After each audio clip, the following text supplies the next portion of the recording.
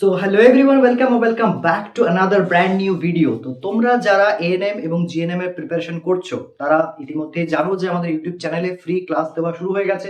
তো ANM GNM যারা preparation করছো তাদের মধ্যে একটা মেজর ডাউট থাকে যে আমি জিকে নিয়ে কি করব বা ইংলিশ নিয়ে কি করব, ঠিক আছে? তো সেই জিকে আর ইংলিশের সলিউশন করার জন্য আমি চলে এসেছি। তোমাদেরকে যেরকম ম্যাথস বা অন্যান্য সাবজেক্টে ক্লাস দেওয়া হচ্ছে ঠিক সেরকম ফ্রি ক্লাস, রেগুলার ক্লাস দেওয়া হবে জিকেতে, যে ক্লাসগুলো নেব আমি। তো জিকেতে জেনারেলি 10 মার্কস থাকে, তোমরা সেটা জানো। খুব বেসিক লেভেলের কোয়েশ্চেন সেখানে করানো হয় এবং সেরকমই আমরা প্রিপারেশন করব। খুব ওভারঅল উপরে দেখবো জিনিসগুলো কিরকম হয়, থিওরি পড়বো অ্যান্ড সেগুলো রেলেভেন্ট এমসিকিউ যেগুলো তোমাদের প্রিভিয়াস ইয়ারে চলে এসেছে সেগুলো আমরা জাস্টিফাই করবো, অ্যানালাইজ করবো এবং তোমাদেরকে বোঝাবো। তো চলো তাড়াতাড়ি শুরু করা যাক আজকের ক্লাস। যারা যারা চ্যানেলটা সাবস্ক্রাইব করোনি তাড়াতাড়ি সাবস্ক্রাইব করো এবং কনসেন্ট্রেশন ফুল দিয়ে দাও। চলো, তো আজকে যে সাবজেক্ট আমরা পড়বো সেটা হচ্ছে জেনারেল নলেজ। টপিক হচ্ছে প্রাচীন ভারতের ইতিহাস, ইংলিশে যেটাকে বলা হয় এনশিয়েন্ট ইন্ডিয়ান হিস্ট্রি। ঠিক আছে, আমরা সবাই ভারতবাসী। আজকে আমরা 2026 সালে বসবাস করছি। এর পূর্ববর্তী ভারতবর্ষে কিরকম কি ছিল, হিস্ট্রি কি ছিল, কিভাবে এই প্রত্যাবর্তন হয়েছে, কিভাবে আমরা এই যুগে এসেছি, সেটা আজকে আমরা দেখবো। প্রাগৈতিহাসিক যুগের কথা আমরা যাব না, প্রাচীন সভ্যতায় আমরা যাব না। আমরা দেখবো যে সিন্ধু সভ্যতার শুরু থেকে কিভাবে আমরা ডেভেলপড হয়েছি সেসব ব্যাপারে। তো চলো শুরু করা যাক।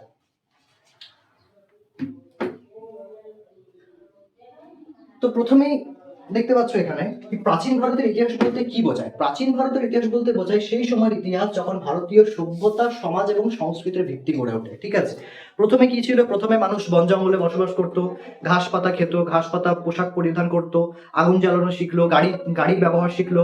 এভাবে আস্তে আস্তে ডেভেলপ হলো। তারপরে কি হলো না, সভ্যতার প্রয়োজন পড়লো, সমাজ গঠনের প্রয়োজন পড়লো এবং সংস্কৃতির একটা প্রয়োজনীয়তা অনুভব হলো। এই সময় মানুষ কি হলো, ধীরে ধীরে স্থায়ী বসতি গঠন করে কৃষি শুরু করে সমাজ এবং রাষ্ট্রের বিকাশ ঘটাতে শুরু করলো।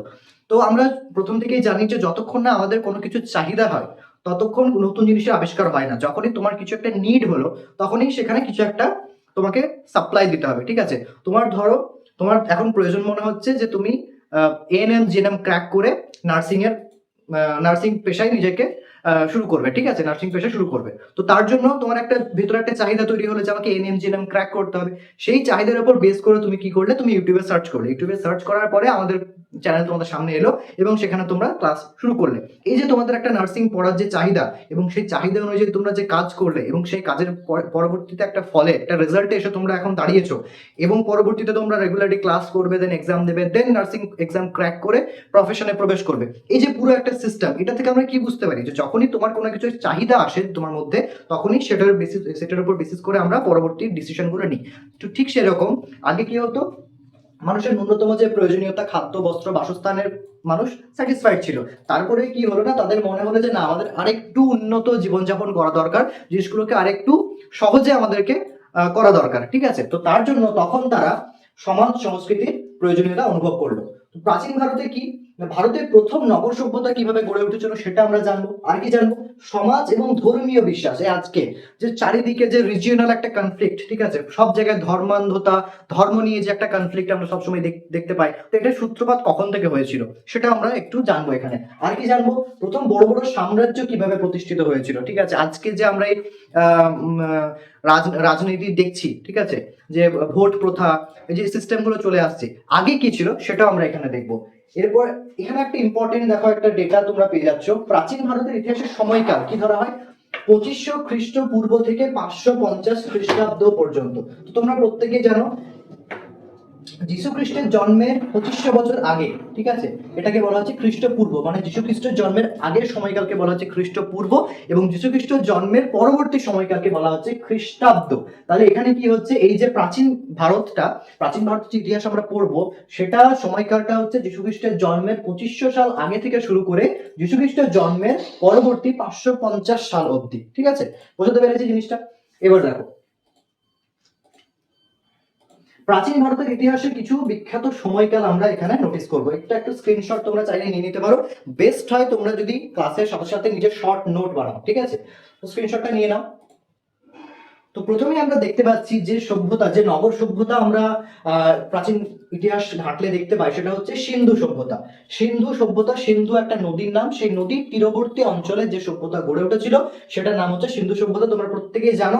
যেটা মনে রাখার বিষয় সেটা হচ্ছে যে খ্রিস্টপূর্ব 2500 সাল থেকে 1700 খ্রিস্টপূর্ব পর্যন্ত এই সময়কাল চলেছিল, অর্থাৎ সিন্ধু সভ্যতা চলেছিল। ঠিক আছে, যখনই আমরা খ্রিস্টপূর্ব পড়বো তখন জিনিসটা কিন্তু উল্টো দিকে সরে চলে যাবে, অর্থাৎ প্রথমে 2500, তারপরে 2400, তারপরে 2300, এইভাবে 1700 খ্রিস্টপূর্ব পর্যন্ত। এখন কি হয়, আমরা এখন 2026 সালে আছি। ঠিক আছে, 2026 সালে আছি, অর্থাৎ খ্রিস্টাব্দ। এরপরে কি আসবে, 2027 সাল আসবে, 28 সাল আসবে, 30 সাল আসবে, 50 সাল আসবে। ঠিক আছে, তো এই হচ্ছে ব্যাপার। এটা কি ছিল, এখানে একটা ইম্পর্টেন্ট, এটা ছিল ভারতের প্রথম নগর সভ্যতা। নগর সভ্যতা কি, নগর মানে আমরা জানি সিটি বা টাউন বা কলোনি। ঠিক আছে, একটা সিটি বা টাউন বা কলোনিতে কি হয়, সবকিছু একটা ওয়েল মেনটেন্ড হয়। ঠিক আছে, বাড়িঘর একটা প্রপার মেনটেন, পরপর পরপর বাড়িঘরগুলো সাজানো থাকে, সেখানে প্রপার রোড থাকে, রাস্তা থাকে যাতায়াতের জন্য, সেখানে ড্রেনেজ থাকে, অর্থাৎ প্রপার মানে জল যাতে না জমে, রোগ জীবাণু যাতে না ছড়ায়, তার জন্য প্রপার ড্রেনেজ সিস্টেম করা হয়। এখন যেমন তোমরা একটা এক্সাম্পল হিসেবে নিতে পারো কলকাতার নিউ টাউন। ঠিক আছে, তোমরা যারা নর্থ কলকাতা বা সাউথ কলকাতাতে থাকো বা সেখানকার সম্পর্কে অবগত আছো বা ভিডিও দেখেছো বা গল্প শুনেছো, তোমরা দেখে থাকবে বা শুনে থাকবে যে north Kolkata south Kolkata comparatively একটু নোংরা। ঠিক আছে, কি হয়, প্রপার ড্রেনেজ নেই, বর্ষাকালে ভিডিও দেখে থাকবে নিউজে প্রচুর জল জমে যায়। সেখানের সাথে কম্পেয়ার করা যায় যদি নিউ টাউনকে, নিউ টাউন হচ্ছে একটা ওরকম মানে প্ল্যান্ড সিটি, যে পরবর্তী 50 বছর বা 100 বছরে এই শহরের গ্রোথ কিরকম হতে পারে তার উপর বেসিস করে শহরটাকে ডেভেলপ করা হয়েছে। তো সেরকম চওড়া রাস্তা, প্রপার ড্রেনেজ সিস্টেম, নিকাশি ব্যবস্থা, কি বলবো, চওড়া চওড়া রাস্তা যাতে ভারী ভারী ভেহিকেল যাতায়াত করতে পারে, সেরকম একটা প্ল্যানিং করে শহরটাকে তৈরি করা হয়েছে। ঠিক সেই সময় খ্রিস্টপূর্ব 2500 খ্রিস্টপূর্ব থেকে যে সিন্ধু সভ্যতা গড়ে উঠেছিল, সেখানেও কিন্তু আমরা এর একটা ছোঁয়া পেয়ে থাকি। ঠিক আছে, সিন্ধু সভ্যতা 1700 খ্রিস্টপূর্ব অব্দি চলার পরে চলে আসে আমাদের বৈদিক যুগ, 1500 থেকে 600 খ্রিস্টপূর্বাব্দ। ঠিক আছে, 1500 থেকে 600 কমে কমে আসছে, বুঝতে পারছো, এটাকে বলা হচ্ছে বৈদিক যুগ। বৈদিক যুগ সম্পর্কে আমরা পড়বো এরপরে। এই সময় কি হয়েছিল, আর্যদের আগমন হয়েছিল এবং বেদের রচনা হয়েছিল। আর্য কি, আর্য হচ্ছে একটা জনজাতি। ঠিক আছে, আর্য হচ্ছে একটা জনজাতি যারা বাইরে থেকে এসেছিল এবং এখানে একটা সমাজ তৈরি করেছিল, তাদের আগমন হয়েছিল। এবং বেদের রচনা, বেদ সম্পর্কে আমরা একটু পরে পড়বো। এই বেদ থেকেই কিন্তু বৈদিক কথাটার সূত্রপাত। এরপরে কি আসে, মহাজনপদ যুগ। এটা হয়েছিল 600 খ্রিস্টপূর্বের দিকে। 600, এই সালগুলো একটুখানি মনে রাখার চেষ্টা করবে প্লিজ। ঠিক আছে, এই সময় কি হয়েছিল, ভারতের 16টি বড় বড় রাজ্য গড়ে ওঠে। এই রাজ্যগুলোকে বলা হচ্ছে মহাজনপদ। মহাজনপদ কাদের বলা হয়, এই রাজ্যগুলোকে। ফটাফট এক্ষুনি কমেন্ট করো যে বর্তমানে ভারতবর্ষের রাজ্যের সংখ্যা কতগুলি, এক্ষুনি কমেন্ট করো বাস। ঠিক আছে, তারপরে আমরা দেখছি মৌর্য। মহাজনপদ যুগের পরবর্তী কি আসে, মৌর্য সাম্রাজ্য। এটা চলেছিল 322 থেকে 185 খ্রিস্টপূর্বাব্দ পর্যন্ত। এটি ছিল ভারতের প্রথম বৃহৎ সাম্রাজ্য। তাহলে তোমাকে যদি প্রশ্ন করা হয় যে ভারতের প্রথম বৃহৎ সাম্রাজ্য কি ছিল, কি হবে, মৌর্য সাম্রাজ্য। দেখো, মৌর্য সাম্রাজ্য এরপরে কি শুরু হলো, মৌর্য সাম্রাজ্যের পরে চালু হলো গুপ্ত সাম্রাজ্য 322 থেকে 550 খ্রিস্টাব্দ পর্যন্ত। এখন কিন্তু আমরা খ্রিস্টাব্দে চলে এসেছি, confuse, don't get confuse between this. Maurya সাম্রাজ্য অবধি খ্রিস্টপূর্ব ছিল, এরপরে কিন্তু আমরা খ্রিস্টাব্দে চলে এসেছি। তো গুপ্ত সাম্রাজ্যকে বলা হয় ভারতের স্বর্ণযুগ, মোস্ট ইম্পর্টেন্ট, মোস্ট ইম্পর্টেন্ট। এরপরে আমরা এটা ডিটেইলে পড়বো কিন্তু, ঠিক আছে, তাও এখন একবার মনে রাখো, ভারতের স্বর্ণযুগ কাকে বলা হয়, ভারতের স্বর্ণযুগ বলা হয় গুপ্ত সাম্রাজ্যকে। Don't get confused between Maurya সাম্রাজ্য আর গুপ্ত সাম্রাজ্য।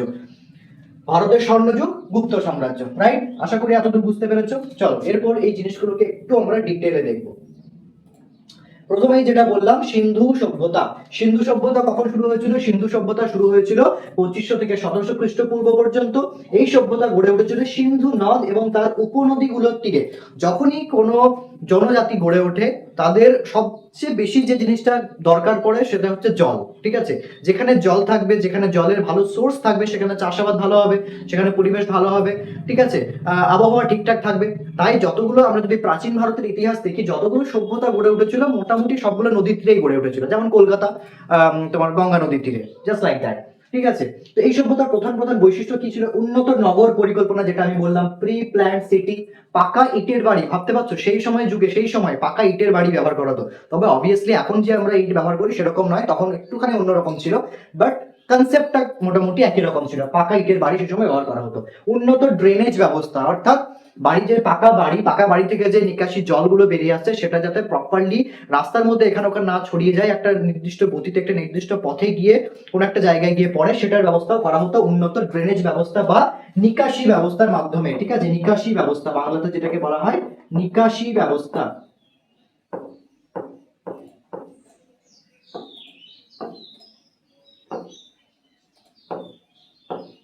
ঠিক আছে, নেক্সট কি আসছে, বাণিজ্যিক যোগাযোগ। সেই সময় কিন্তু মানুষ দেখলো যখনই একটু একটু করে উন্নত হতে শুরু করলো, ব্যবসার প্রয়োজনীয়তা, ইনকামের প্রয়োজনীয়তা তারা মানে উপলব্ধি করতে শুরু করলো, তখন তারা ব্যবসা বাণিজ্যিক যোগাযোগের প্রবণতা দেখালো এবং তারা সুদূর মেসোপটেমিয়ার সাথে একটা মানে বাণিজ্যিক যোগাযোগ স্থাপনের চেষ্টা করলো। তাহলে ঠিক আছে, তাহলে বাণিজ্যিক যোগাযোগ আমরা প্রথম কোথা থেকে দেখতে পাই?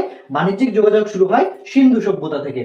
এটা যদি বলা হয় তোমাকে যে পৃথিবীর অন্যতম প্রাচীন উন্নত নগর সভ্যতা কি, তাহলে বলবে সিন্ধু সভ্যতা ছিল পৃথিবীর অন্যতম প্রাচীন উন্নত নগর সভ্যতা। প্রাচীন উন্নত, ঠিক আছে, এমন না যে প্রাচীন মানে অনুন্নত হবে, প্রাচীন মানে উন্নত হতে পারে, কিন্তু অবভিয়াসলি তুমি যদি সেই 2500 খ্রিস্টপূর্ব থেকে যদি এখন 2026 সালকে তুমি কম্পেয়ার করতে যাও, সেটা কিন্তু রেলেভেন্ট হবে না। সেই যুগোপযোগী যদি তুমি দেখতে যাও, সেই যুগের মানে আদলে যদি তুমি দেখতে যাও, তাহলে কিন্তু এটা যথেষ্ট পরিমাণে উন্নত সভ্যতা ছিল। নেক্সট চলো। আচ্ছা, এই স্লাইডটা কিন্তু খুব ইম্পর্টেন্ট। সিন্ধু সভ্যতার আবিষ্কার। সিন্ধু সভ্যতার আবিষ্কার কিভাবে হয়? সিন্ধু সভ্যতার অস্তিত্ব জানা যায় প্রত্নতাত্ত্বিক খননের মাধ্যমে। প্রত্নতত্ত্ববিদ কাদের বলা হয়? যারা প্রাচীন জিনিস, প্রাচীন জায়গায় গিয়ে সেখানকার বিভিন্ন ডেটা কালেক্ট করে সেখানকার ইতিহাস সম্পর্কে সাধারণ মানুষকে বা গোটা বিশ্ব জগৎকে একটা আইডিয়া দিয়ে থাকেন, তাদেরকে বলা হচ্ছে প্রত্নতত্ত্ববিদ। প্রত্নতত্ত্ববিদের যে কাজ তাকে বলা হয় প্রত্নতাত্ত্বিক কাজ। তো প্রত্নতাত্ত্বিক কাজের মধ্যে একটা অন্যতম হচ্ছে প্রত্নতাত্ত্বিক খনন। মানে সাপোজ কোনো একটা জায়গাতে বিভিন্ন রকম সার্ভে করে দেখা হলো যে এখানে পাললিক শিলা পাওয়া যায়, সরি সেখানে শিলা পাওয়া যেত, যে কোনো শিলা পাওয়া যেতে পারে, ঠিক আছে। তো সেখানে তখন বিভিন্ন ইনস্ট্রুমেন্টের সাহায্যে খনন কার্য চালানো হয় এবং সেখান থেকে ডেটা কালেক্ট করা হয়।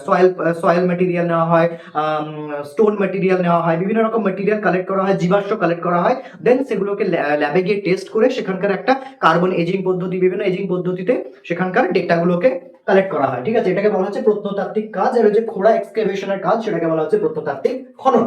তো এই খননের প্রক্রিয়ার মাধ্যমে আবিষ্কার করা হয় যে ওই সিন্ধু সভ্যতার সময় হরপ্পা নামে একটা সভ্যতা গড়ে উঠেছিল।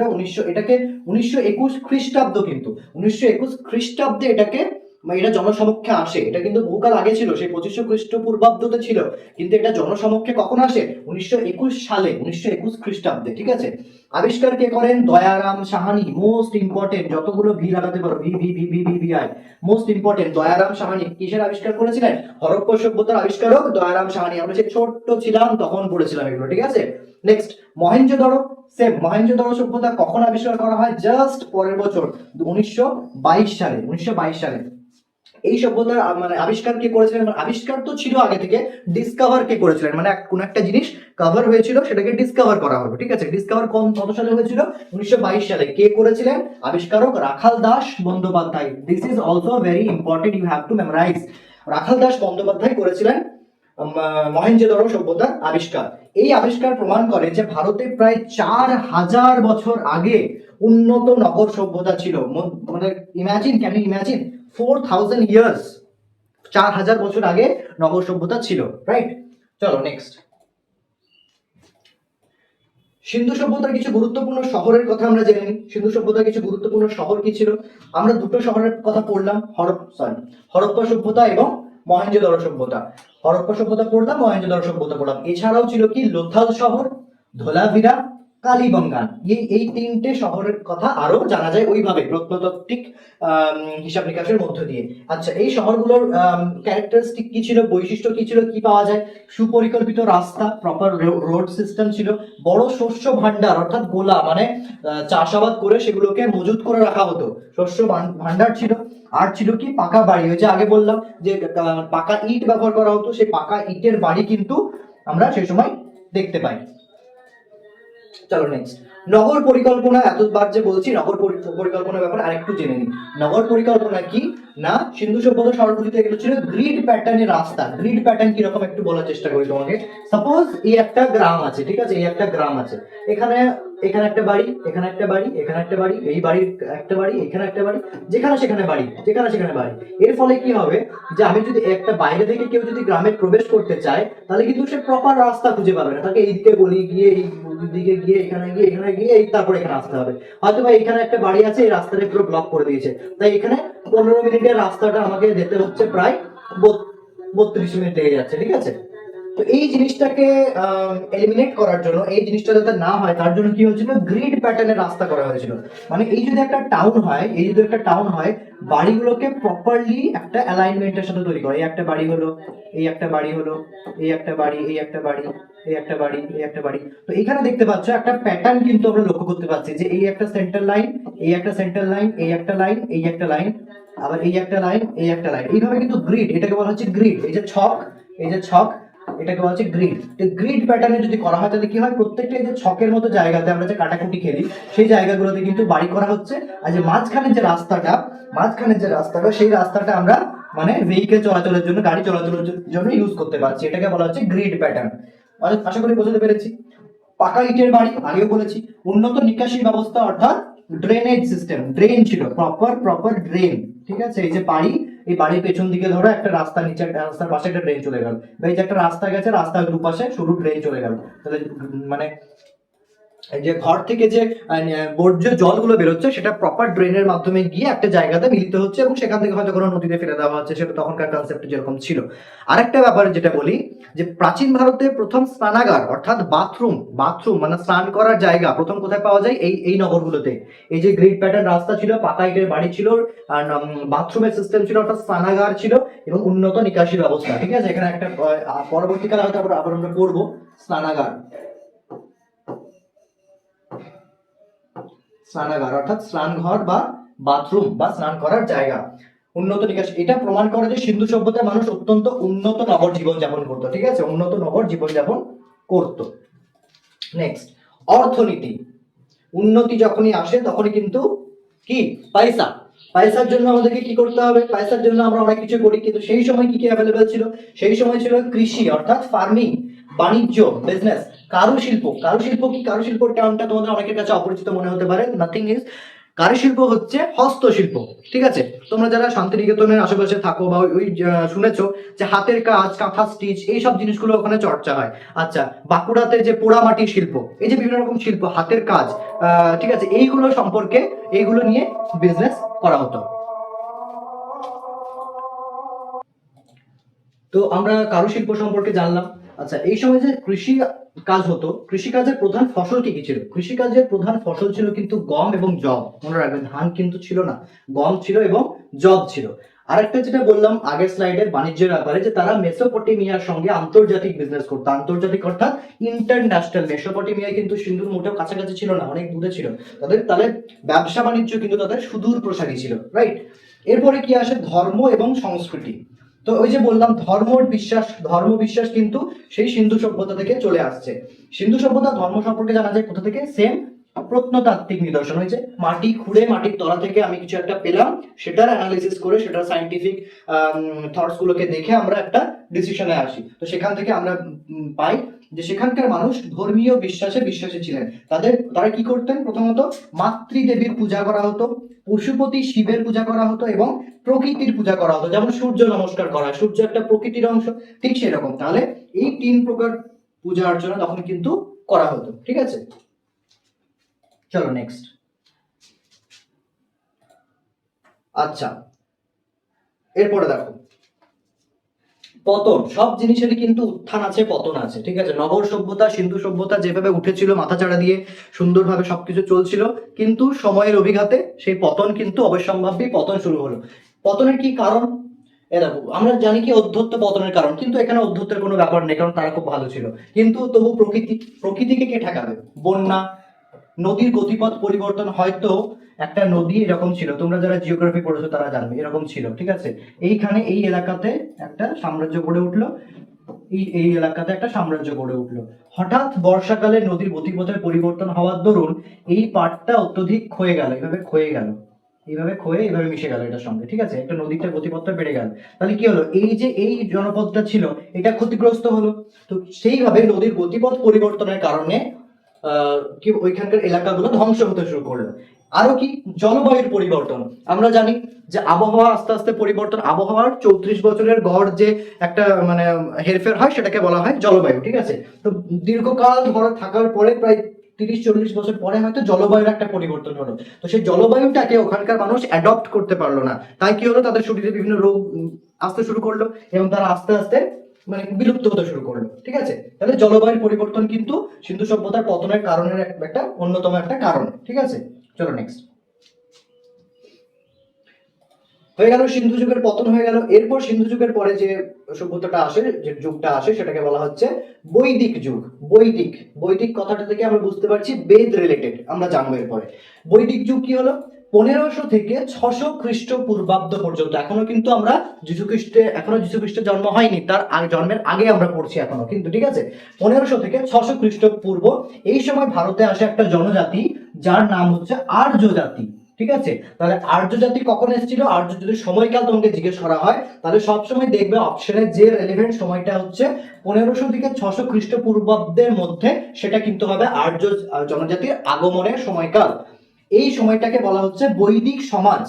কেন, বৈদিক সমাজে কি কি ছিল আমরা একটু দেখে নিই। বৈদিক সমাজে ছিল গ্রাম ভিত্তিক সমাজে, যে এখন আমরা বিভিন্ন গ্রামের দিকে যে দেখতে পাই, বিভিন্ন গ্রামে যে একটা প্রথা চলে আসে, সেইটা কিন্তু তখন থেকে ছিল। এখানে কি প্রধান পেশা কি ছিল, একই কৃষিকাজ ছিল, পশুপালন, গবাদি পশু, ঠিক আছে, গরু ছাগল তখন সে সময় রেখে পশুপালন করা হতো। গবাদি পশু ছিল সে সময় সম্পদের প্রধান উৎস। কেন, গবাদি পশু, সাপোজ তুমি একটা ছাগল পুষেছো, ঠিক আছে, সেই ছাগলটা ছোট থেকে তুমি বড় করলে, তো সেই ছাগলটা থেকে কি পাবে, তুমি যদি ছাগলটা বিক্রি করে তুমি মাংস পাবে, ঠিক আছে। ছাগলটা তুমি নিজে খাবার মানে উৎস হিসেবে ব্যবহার করতে পারো, তো সেখান থেকে মাংস পাবে। মুরগি একটা প্রাণী, মুরগি যদি কেউ পোষে সেখান থেকে মাংস পাবে, ডিম পাবে।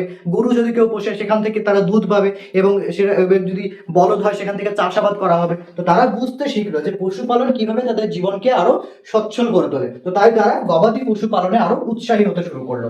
কখন, এটা বৈদিক যুগে কিন্তু, ঠিক আছে। এবার দেখো, বৈদিক কথাটা থেকে আমরা দেখতে পাচ্ছি যে বেদ রিলেটেড, বেদ কিন্তু তখন চলে এসেছিল। বেদ কি, বেদ হচ্ছে একটা প্রাচীন ধর্মগ্রন্থ। এখন যেমন আমরা দেখে থাকি কোরআন, গীতা, বাইবেল, ঠিক সেই সময় বেদ কিন্তু খুব প্রচলিত একটা ধর্মগ্রন্থ ছিল। বেদকে 4 ভাগে ভাগ করা হয়, ভেরি ইম্পর্টেন্ট, মনে রাখবে, বেদকে 4 ভাগে ভাগ করা হয়। ঋক, সাম, যজুর, অথর্ব। সেই ক্লাস 4 পড়েছিলাম, আমরা মনে করে দেখো একটু। ঋগ্বেদ, সামবেদ, যজুর্বেদ, অথর্ববেদ। ঋগ্বেদে কি হয়, প্রাচীনতম জিনিস নিয়ে আলোচনা করা হতো, প্রাচীন সমস্ত কিছু নিয়ে আলোচনা করা হতো। সামবেদে কিন্তু সঙ্গীত নিয়ে আলোচনা করা হতো। এর থেকে বোঝা যাচ্ছে যে বৈদিক যুগের মানুষ কিন্তু সঙ্গীত নিয়ে চর্চা করত। এরপরে যজুর্বেদ অর্থাৎ যজ্ঞ, যে যজ্ঞ, হোম যজ্ঞ, সেই যজ্ঞ নিয়ে আলোচনা করা হতো।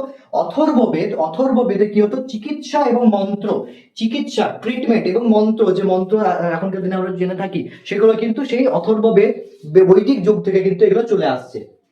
আচ্ছা, এবার দেখো বর্ণ ব্যবস্থা। বর্ণ ব্যবস্থা কি, আমি যখন ক্লাস 4 পড়ি আমি জানতাম বর্ণ মানে রং, বর্ণ মানে হয়তো মানুষকে সাদা কালো হিসেবে ভাগ করা হয়, কিন্তু একদমই সেটা না।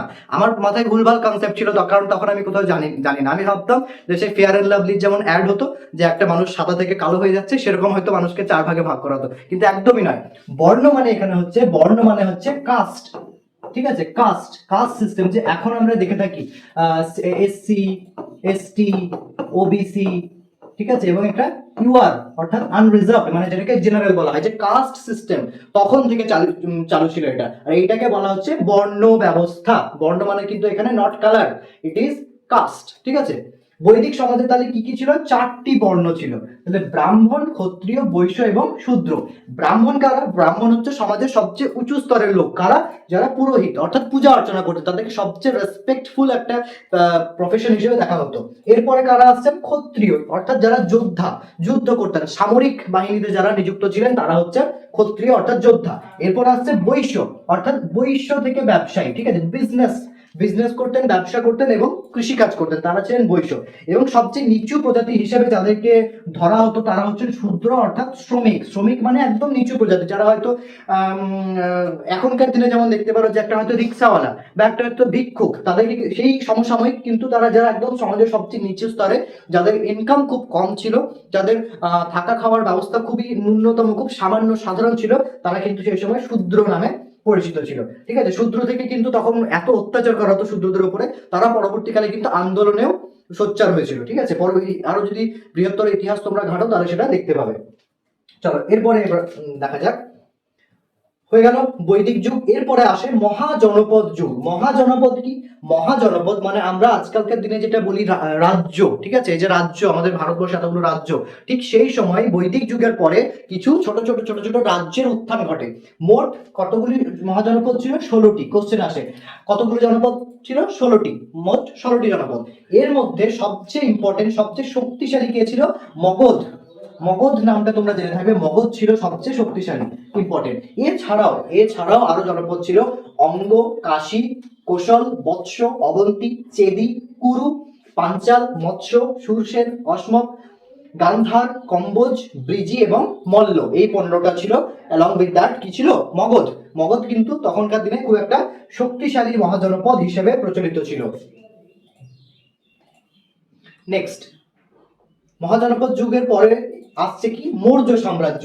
মন দিয়ে শুনবে, কনসেন্ট্রেশন আছে তো। মৌর্য সাম্রাজ্য, ঠিক আছে। মৌর্য সাম্রাজ্যের সূচনা। মৌর্য সাম্রাজ্য ছিল ভারতের ইতিহাসে প্রথম বৃহৎ এবং শক্তিশালী সাম্রাজ্য। তাহলে মৌর্য সাম্রাজ্য কিন্তু সবচেয়ে শক্তিশালী ছিল। এটি প্রতিষ্ঠিত কখন হয়েছিল? 322 সালে খ্রিস্টপূর্ব। যীশু খ্রিস্টের জন্মের 322 সাল আগে কিন্তু এটা প্রতিষ্ঠা হয়েছিল। প্রতিষ্ঠাতা কে ছিলেন? ইম্পর্টেন্ট, প্রতিষ্ঠাতা ছিলেন চন্দ্রগুপ্ত মৌর্য। চন্দ্রগুপ্ত মৌর্য। তার উপদেষ্টা কে ছিলেন? উপদেষ্টা অর্থাৎ তাকে সাজেশন কে দিতেন। মানে কোনো একটা কোম্পানি তুমি যখন চালাচ্ছ, কোনো একটা দেশ যখন চালাচ্ছ, কোনো একটা রাষ্ট্র যখন চালাচ্ছ, ওয়ান ম্যান আর্মি হয়ে কিন্তু হয় না। তুমি একা সবকিছু করতে পারবে না।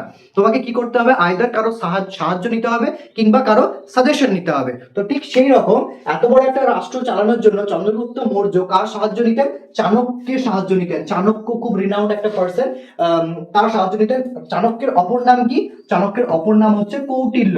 তাহলে এখান থেকে এরকম কোশ্চেন হতে পারে যে কৌটিল্য কার নাম? কৌটিল্য কার অপর নাম? চাণক্যের অপর নাম। এটা কিন্তু মনে রাখতে হবে। আচ্ছা, চাণক্য তার গ্রন্থ অর্থশাস্ত্রে রাষ্ট্র পরিচালনার নীতি ব্যাখ্যা করেছিলেন। তাহলে যদি বলা হয় যে অর্থশাস্ত্র কে লিখেছিলেন, আনসার কি হবে? কৌটিল্য অথবা চাণক্য, সেম পার্সন, ঠিক আছে। সেখানে কি লেখা ছিল? রাষ্ট্র পরিচালনার নীতি ব্যাখ্যা করা ছিল। তাহলে যদি বলা হয় যে রাষ্ট্র পরিচালনার নীতি কোন গ্রন্থে ব্যাখ্যা করা ছিল বা রাষ্ট্র পরিচালনার নীতি কে ব্যাখ্যা করেছিলেন, তাহলে কি হবে? চাণক্য বা কৌটিল্য তার অর্থশাস্ত্র গ্রন্থে জিনিসটিকে ব্যাখ্যা করেছিলেন। আচ্ছা, মৌর্য সাম্রাজ্যের রাজধানী, মোস্ট ইম্পর্টেন্ট, স্টার লাগাও, মোস্ট ইম্পর্টেন্ট। মৌর্য সাম্রাজ্যের রাজধানী কোথায় ছিল? পাটলিপুত্র। পাটলিপুত্র কোথায়? আজকে যে বিহারের পাটনা রাজধানী, পাটনাতে কিন্তু তখনকার দিনের মৌর্য সাম্রাজ্যের রাজধানী ছিল এবং তখন এর নাম ছিল কি? পাটলিপুত্র। এখন যেমন রিসেন্টলি এটা মনে রাখবে যে কেরালার নাম পরিবর্তন করে কি করা হয়েছে? কেরালাম, অর্থাৎ আশা করি সবাই জানো কেরালাম করা হয়েছে, ঠিক আছে।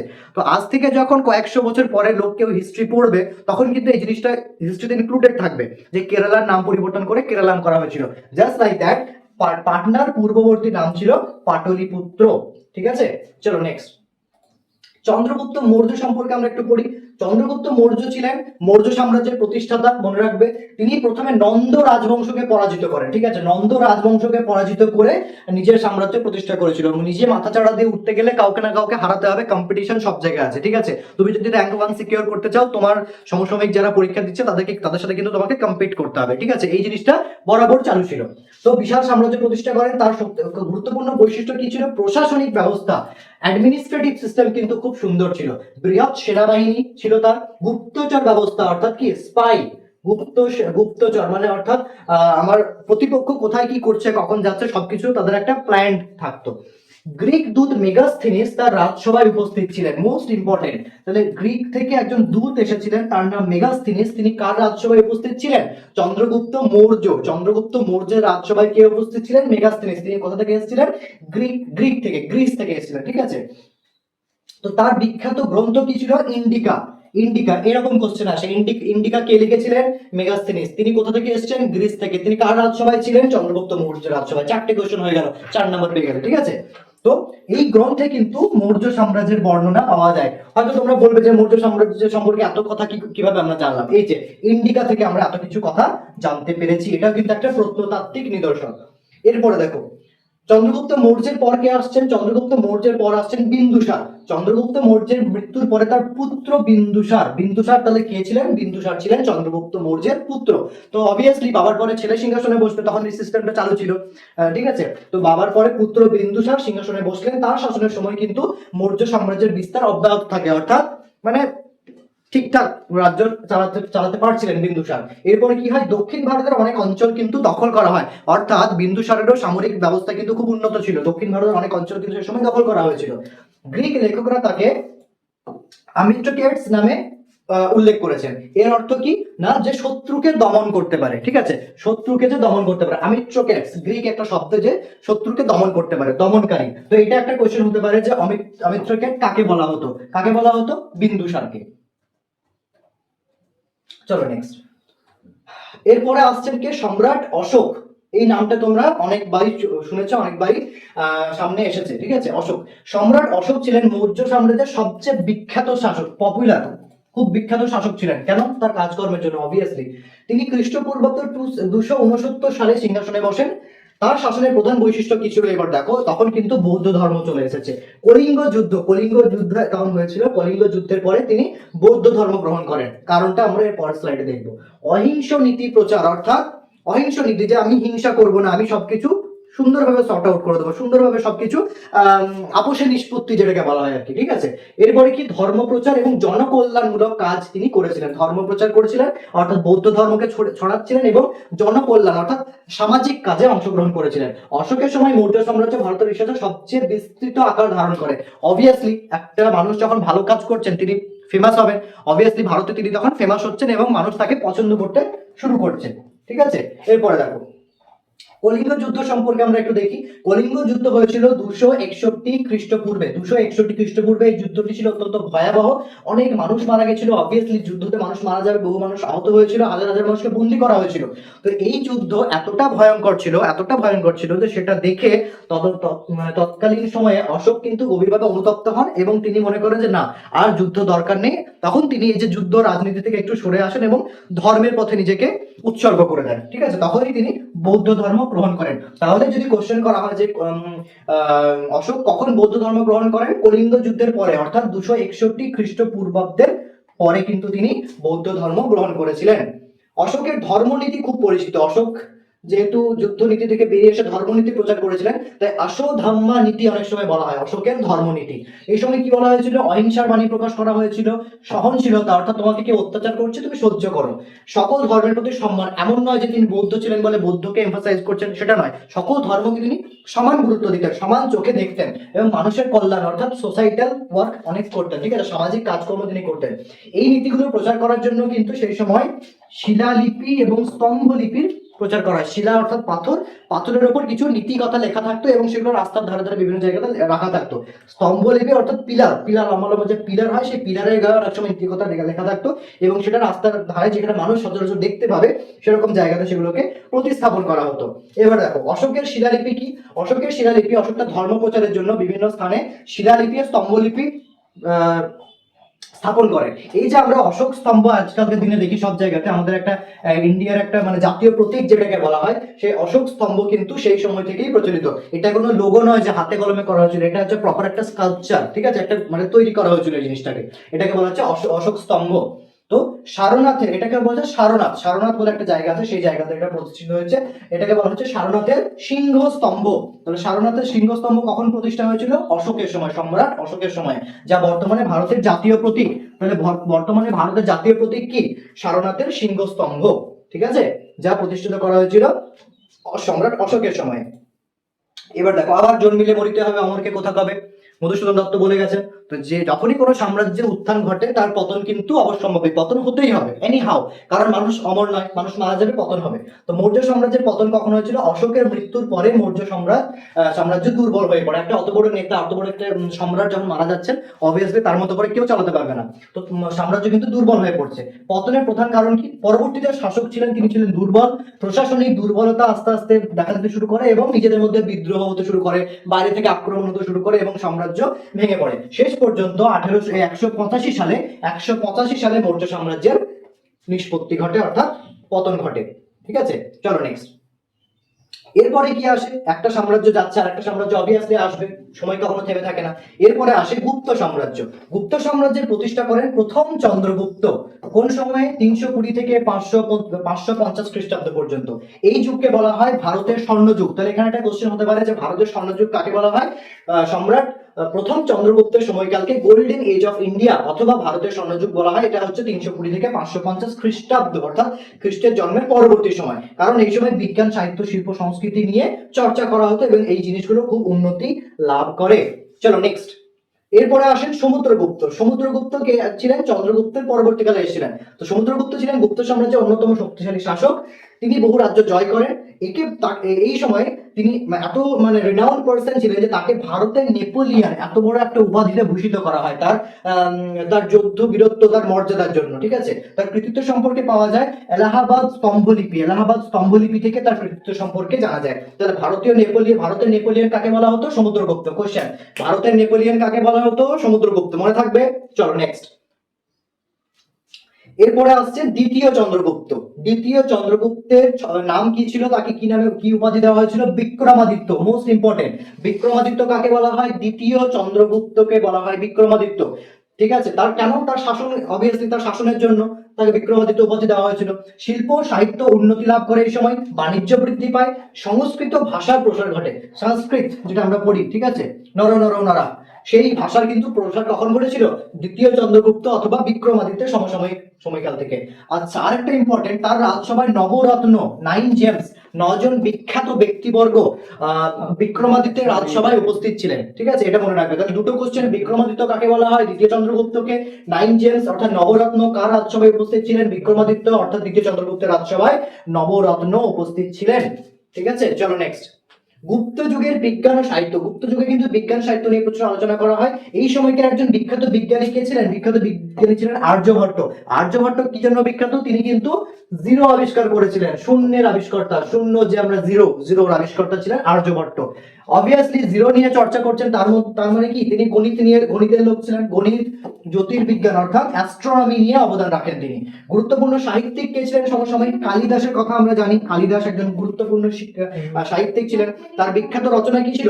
অভিজ্ঞানম, শকুন্তলম, মেঘদূতম, এগুলো ছিল তার বিখ্যাত রচনা। ঠিক আছে, অভিজ্ঞান, শকুন্তলা, মেঘদূত।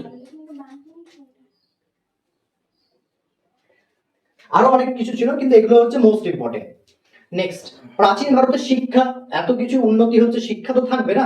তাই সেই সময়কার পুঁথি যদি আমরা দেখি, সেই সময়কার শিলালিপিগুলো দেখে প্রধান 3টি গুরুত্বপূর্ণ শিক্ষা কেন্দ্রের নাম আমরা পাই। এক হচ্ছে নালন্দা বিশ্ববিদ্যালয়, 2 হচ্ছে তক্ষশিলা বিশ্ববিদ্যালয়, 3 হচ্ছে বিক্রমশিলা বিশ্ববিদ্যালয়। এই 3টে বিশ্ববিদ্যালয়ের নাম আমরা পেয়ে থাকি। এই বিশ্ববিদ্যালয়গুলোতে বিদেশ থেকে ছাত্ররা পড়তে আসতো। কি পড়তো তখন? অবভিয়াসলি গণিত পড়তো, কারণ তখন আর্যভট্টের আবির্ভাব হয়ে গেছে। চিকিৎসা বিজ্ঞান পড়ানো হতো, কারণ সেটা বেদ থেকেই চর্চা হয়ে আছে। দর্শন, তখন কিন্তু সায়েন্স বা ইঞ্জিনিয়ারিং কিন্তু তখন ছিল না। তখন এই যে সায়েন্স, ইঞ্জিনিয়ারিং পুরো জিনিসগুলোকে ব্যাখ্যার মাধ্যমে দর্শন বিষয়ে পড়ানো হতো। যুক্তি বিদ্যা ব্যাখ্যার মাধ্যমে দর্শনের জিনিসগুলোকে ডেসক্রাইব করা হতো। ঠিক আছে, যেহেতু সায়েন্স আর ইঞ্জিনিয়ারিং তখন ছিল না। নেক্সট, প্রাচীন ভারতের ইতিহাস আমাদের কি শেখায়? তাহলে সভ্যতার বিকাশ, আস্তে আস্তে কিভাবে সভ্যতার বিকাশ সেটা আমাদের শেখায়। ধর্ম সংস্কৃতি কিভাবে উত্থান হয়েছিল সেটা শেখায়। শক্তিশালী সাম্রাজ্য কিভাবে সৃষ্টি হয় এবং সেটা কিভাবে ধ্বংস হয় সেটা আমাদেরকে শেখায়। সিন্ধু সভ্যতা থেকে শুরু করে গুপ্ত যুগ পর্যন্ত এই সময় ভারতের সভ্যতা বিশ্বের অন্যতম সভ্যতায় পরিণত হয়। একটা রেনাউন্ড, একটা ফেমাস একটা সভ্যতা এটা পরিণত হয়। এই যুগের ভিত্তির উপর ভারতের মধ্যযুগীয় ও আধুনিক ইতিহাস গড়ে ওঠে। একটা বাড়ি তুমি যখন বানাচ্ছ, সেই বাড়ির ফাউন্ডেশন, ভিত যখন শক্ত হবে, অবভিয়াসলি তুমি তারপরে 2 তলা 3 তলা 4 তলা বানালে তবে না সেগুলো শক্ত হবে। তো সেই রকম প্রাচীন ভারত যদি এত মজবুত হয়, তবেই না মধ্যযুগ আধুনিক যুগ উন্নতি লাভ করবে। তো এই যে মধ্যযুগীয় এবং আধুনিক ইতিহাসের যে গ্রোথ, তার উপর কিন্তু এই প্রাচীন ভারতের একটা গুরুত্বপূর্ণ অবদান রয়েছে। ঠিক আছে, তো এতক্ষণ ধৈর্য ধরে শোনানোর জন্য তোমাদেরকে অশেষ শোনার জন্য অশেষ ধন্যবাদ। তো কোনো ডাউট যদি থাকে প্লিজ কমেন্ট ডাউন করো। দেখা হচ্ছে পরের ভিডিওতে। আর অবভিয়াসলি চ্যানেলটাকে সাবস্ক্রাইব করবে এবং আজকের এই প্রথম জিকে ক্লাস কেমন লাগলো ছোট্ট একটা রিভিউ দিয়ে দেবে, যাতে আমি মোটিভেটেড হই এবং পরবর্তীতে আরো তোমাদের ক্লাস করাতে পারি। দেখা হচ্ছে পরের কোনো ভিডিওতে। Till then, bye by.